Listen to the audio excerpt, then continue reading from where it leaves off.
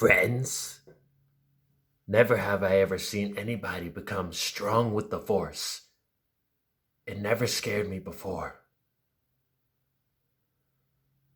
It does now.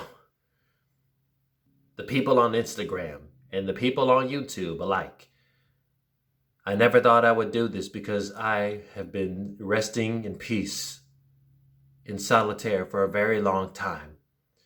My peaceful and solitary existence gets appended when I encounter Rey, a mysterious young woman who shows strong signs of the Force. Her desire to learn the ways of the Jedi forces me to make a decision that changes both of our lives forever. Meanwhile, my nephew, Kylo Ren, and General Hux lead the First Order in an all-out assault against my sister Leia and the Resistance for Supremacy of the Galaxy. How's everybody doing today? Welcome to the first in a while episode on Way Back Wednesday, the next part in the Star Wars saga, episode 8, The Last Jedi on Sterling on Sinemas. That's Sinemas with an S. And again, like I said, if you are new to this video, if you are new to this channel or to this page, don't forget to follow/subscribe, like on both ends, comment on both ends.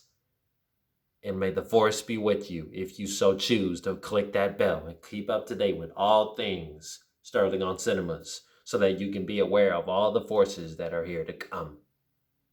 So I watched The Last Jedi like a couple of weeks ago, and I don't know what happened.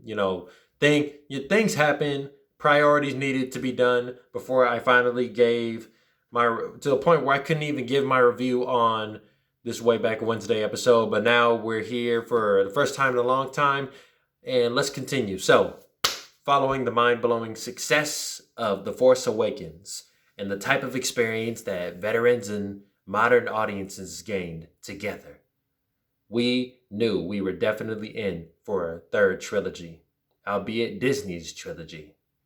The whole point of this trilogy is to elevate the theme of generational legacy, because the legacy in the galaxy is rich.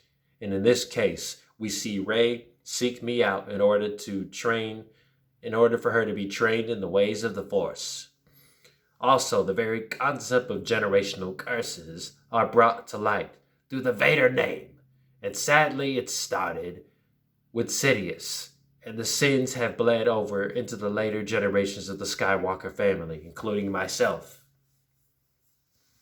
Which is how we got Kylo Ren, the grandchild of my father. Overall, The Last Jedi feels like an originally structured sequel with some of the same vibes as The Empire Strikes Back. Although I'm not saying it's The Empire Strikes Back, but it most certainly feels that way on the same scale in the scope. Even though The Force Awakens were trying to take old viewers back to those days in 1977, to when they first entered into a galaxy far, far away, while presenting something appealing to the modern fan base. The Last Jedi feels a little more ambitious than The Empire Strikes Back. The focus of the story was really trying to develop Rey as a Jedi while trying to overthrow the First Order. Outside of the usage of generational legacy and the passing of my lightsaber down to hers, Empire Strikes Back vibes, there was not much to try to look for in this ambitious sequel. Of course, we keep getting that stellar world building, and the creature designs never disappoint. There are actually three generations of the Star Wars franchise that serve as the one connective tissue within the three trilogies. Starting out, Qui-Gon Jinn trained Obi-Wan Kenobi. Then Obi-Wan trained me. Now I'm training Rey, and the cycle will continue as far as this franchise lives on.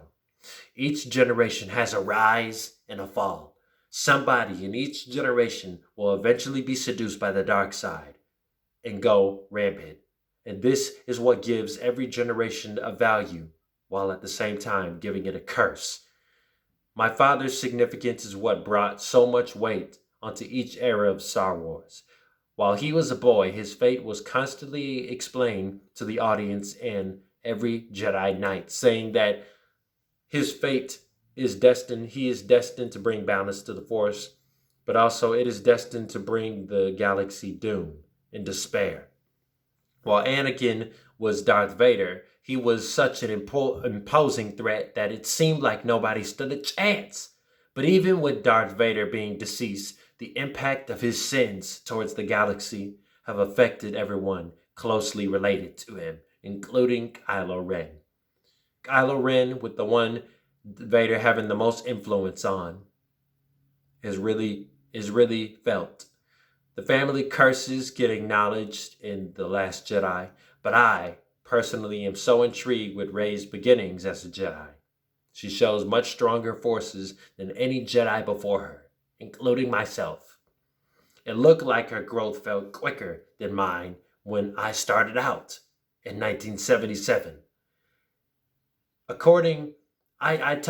told Rey, when she asked me about the Force, she gave a quick dummy answer. She gave what any amateur would say. It's lifting rocks. No, it's not that.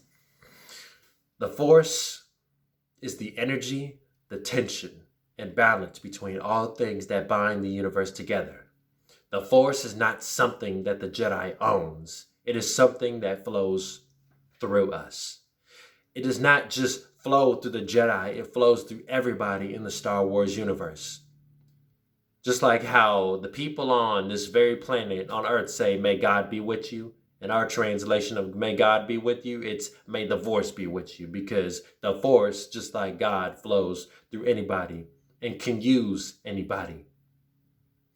To support this claim, we even see my sister Leia use the Force to save herself. I kind of like Finn's character arc in The Force Awakens more, with his ballsy decision to rebel against the First Order and to ally with the Resistance. It sounds, no offense to Han, but it sounds a lot opposite to Han. I can't really say the same with Poe because he was in the movie a lot more. As for Kylo Ren, I feel like his character goes nowhere as he struggles with the same scars that get passed on by my father and the pressure that he is under by Supreme Leader Snoke. The only complaint that most people would have with this trilogy, or Sterling would have with this trilogy, is Kylo Ren's journey through the movies, seeing how he does not change his ways a bit and always attempts to overpower anybody who is related to him or wants to help him. There is really a lack of character development we've seen so far. And this huge flaw leads to the supposed death, my supposed death, that directly sets up the next episode, The Rise of Skywalker. So, Rotten Tomatoes gives The Last Jedi, Star Wars Episode 8, 90%, meaning 90% of all how many reviews were put out for this movie agree and recommend The Last Jedi. A bit of a step up in context and quality and a bit of a step back in story structure. Star Wars The Last Jedi stays true to its generation aspects while still delivering something ambitious. So I will say it at least deserves 9 SOs out of 10. Not more than what The Force Awakens deserves, but I will say that Sterling told y'all that he likes The Force Awakens more than The Last Jedi, but he said that he didn't necessarily say that, but he said that The Force Awakens was his favorite Star Wars movie of all time. Maybe his opinion will change, maybe it won't after he sees The Rise of Skywalker next week. But either way it goes, I hope you guys have learned something. I hope you young Jedis out there have learned something and learned the power of the Force. That is not just about pushing and pulling or lifting rocks. No, it's the energy that binds everything together. It's the energy, the tension, and the magic that balances out everything. It is basically Star Wars' way of calling it the circle of life. But either way it goes, that is my review on Sterling's review on Star Wars The Last Jedi. You can let me know if you like this one or not. If you don't, it's okay. But there's always something to love about Mark Hamill. Most importantly, see you next time.